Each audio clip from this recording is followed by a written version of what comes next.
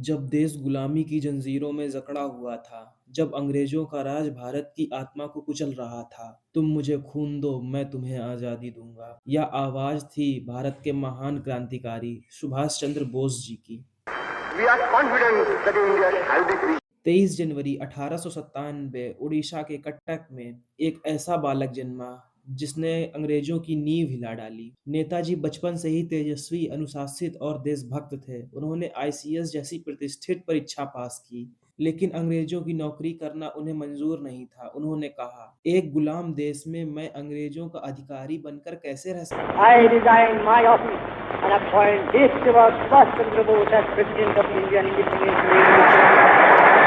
नेताजी भारतीय राष्ट्रीय कांग्रेस में शामिल हुए। वो 2 बार कांग्रेस अध्यक्ष बने, लेकिन उनके विचार उग्र थे। वे मानते थे कि आजादी केवल आंदोलन से नहीं बल्कि सशस्त्र संघर्ष से मिलेगी। विचारों में मतभेद के कारण उन्होंने कांग्रेस छोड़ दी और अपना अलग मार्ग चुना, पूर्ण स्वतंत्रता के लिए निर्णायक युद्ध का मार्ग। 1941 नेताजी अंग्रेजों की नजरबंदी में थे, लेकिन एक रात वे वेश बदलकर घर से निकल गए। हजारों किलोमीटर का सफर तय करते हुए वे जर्मनी और फिर जापान पहुंचे। यह था इतिहास का सबसे साहसिक पलायन।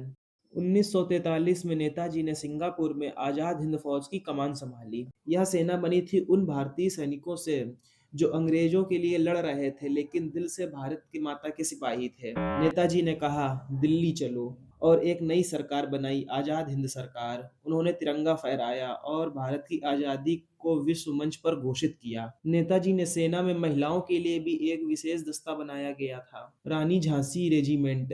यह साबित करता है कि नेताजी केवल एक विशेष प्रकार के योद्धा ही नहीं बल्कि दूरदर्शिता के नेता भी थे। आजाद हिंद फौज ने अंग्रेजों के खिलाफ बर्मा और इम्फाल में युद्ध लड़ा। हालांकि परिस्थितियां अनुकूल नहीं थीं, लेकिन इस सेना ने अंग्रेजों के मन में भय पैदा कर दिया था। उनकी वीरता ने भारतीय सैनिकों के दिल में क्रांति जगा दी थी। 18 अगस्त 1945 ताइवान के एक विमान दुर्घटना की खबर आई। कहा गया कि नेताजी नहीं रहे, लेकिन आज भी सवाल है कि वो क्या सच में शहीद हुए थे या इतिहास ने उन्हें हमसे छुपा लिया। नेताजी सुभाष चंद्र बोस का केवल एक नाम नहीं, एक जुनून है, एक साहस है, एक अधूरी क्रांति है। जय हिंद। दम बढ़ाए जा, खुशी के गीत गाए जा, ये जिंदगी है कौम की, तू कौम पे लुटाए जा।